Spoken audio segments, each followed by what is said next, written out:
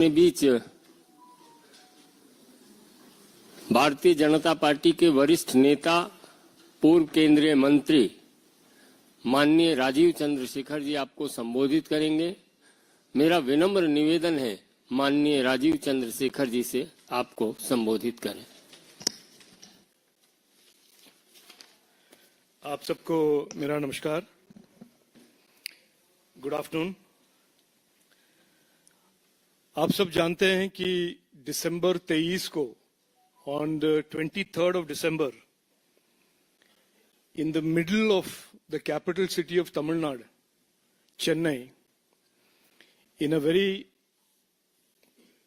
reputed university, Anna University, in the campus, a second-year engineering student, a young lady, was sexually assaulted by a group of men on the campus, and her companion subjected to violence. It has become obvious and clear उस incident के बाद बड़ा स्पष्ट हो गया था कि ये जो सेक्सुअल असॉल्ट जिन्होंने किया था, इसका जो perpetrator of this vicious crime, this violence against a young student, was a man called Chandrasekhar. Chandrasekhar has been arrested due to the hue and cry made by the people and the general outrage at this crime. And it has come to light that Chandrasekhar is not some simple sexual offender, but he is a DMK functionary with many instances and photographs and evidence of him hobnobbing with the top leadership of the DMK party. This type of lawlessness that is prevailing in India Alliance, DMK governed Tamil Nadu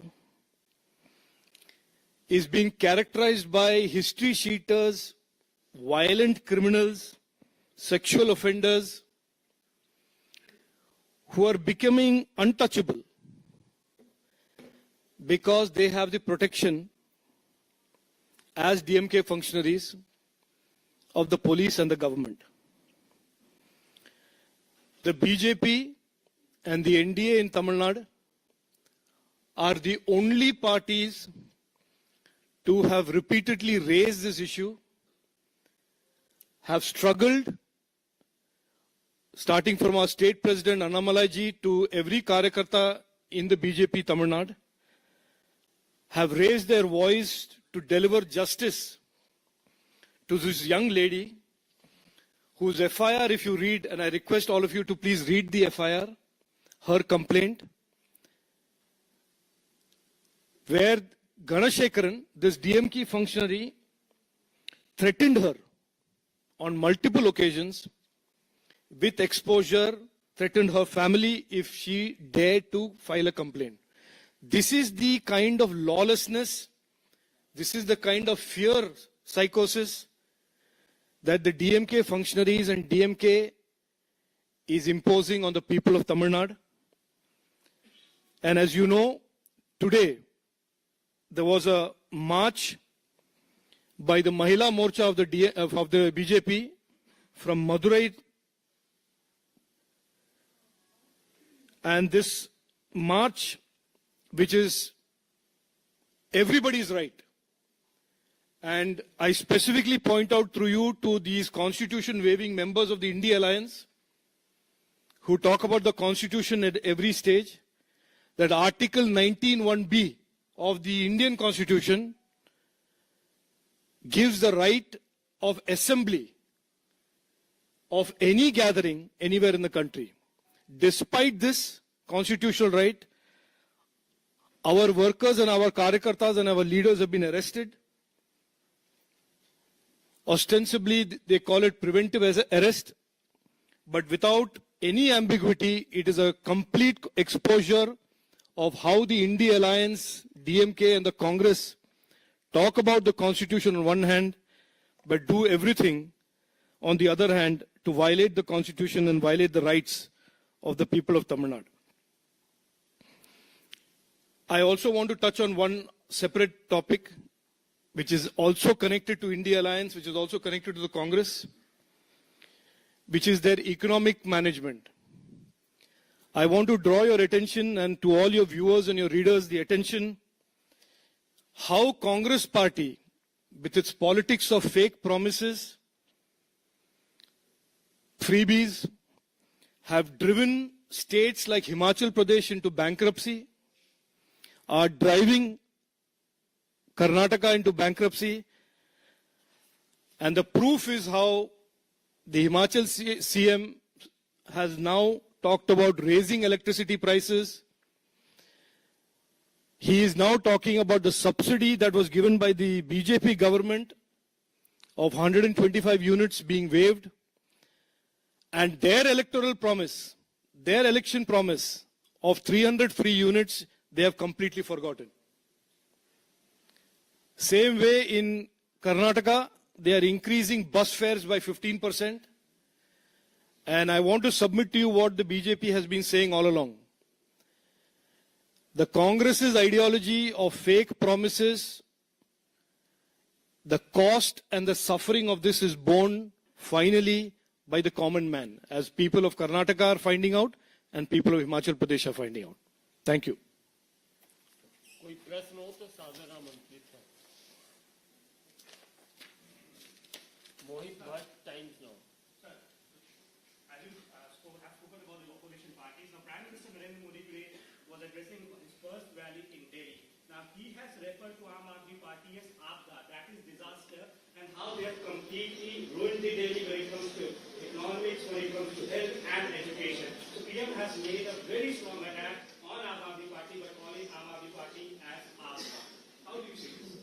No, it is there is absolutely no contradiction. I mean, he has said, and he has put a mirror to in front of every voter and every citizen of New Delhi, that this party, Aam Aadmi Party, that came on the scene promising a new type of politics. They promised corruption-free governance. They promised simple political leadership, not using a house, not using cars, not aligning with the Congress party and the corrupt politics, has done exactly 180 degrees reversal of every one of its positions from 2010. Every promise made by Arvind Kejriwal of running a government that would be based on integrity and transparency has been proved to be wrong. And what the Honorable Prime Minister has said, and Hindi mein, aap hi Delhi ka aapda hai.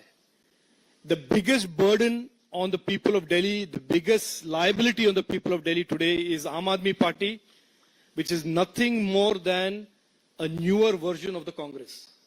Sir, question connected to that. Hanji. Aam Aadmi Party has reacted to it. They are saying that the BJP had promised to get 2.5 crore permanent houses in Delhi by 2022. Now they are only giving 1,675 flats. So this is a humiliation of poor, is what happened. The fact that Chief Minister had to resign in the face of an alcohol scam, the fact that PM Ayushman, lifeline for poor people of Delhi, have not been permitted to be, people of Delhi have been denied that basic service or basic scheme of the government of India, and Prime Minister Narendra Modi ji's government's performance over the last 10 years is enough to tell people of Delhi who's really serving the people of Delhi, who's going to take the people of Delhi forward, who's going to create the development and investment that are required in Delhi, and who have invested in a politics of fake promises, a politics of corruption, and politics of lies. So the contrast is there. People of Delhi know the difference, they know the truth. No, it is desperation. When in Kerala politics, when you run out of anything or when you want to distract the voters of Kerala from your own failures, you start bringing the Hindu card. And now when the Hindu card is not working, you try and become very smart and call it Sanatana Dharma. Look, Pinarayi Vijayan has been Chief Minister for 8 years. Let him talk about his performance. Let him talk about how the state has become bankrupt. Let him talk about how Hamas comes in unquestioned and gives speeches to radicalize the youth of Kerala. Let him talk about how people are assaulting serving colonels in the army in Kerala.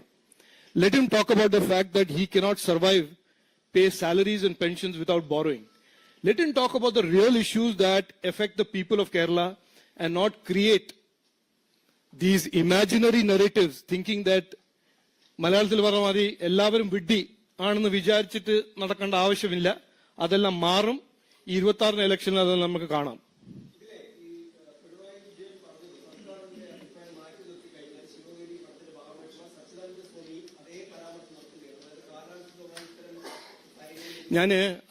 ഇന്ന് I'm not getting into that issue. അതിന് വേറെ will have another press conference. ഇന്ന് പറഞ്ഞ ഇഷ്യൂസിൽ if you have any questions I will be more than happy to take it.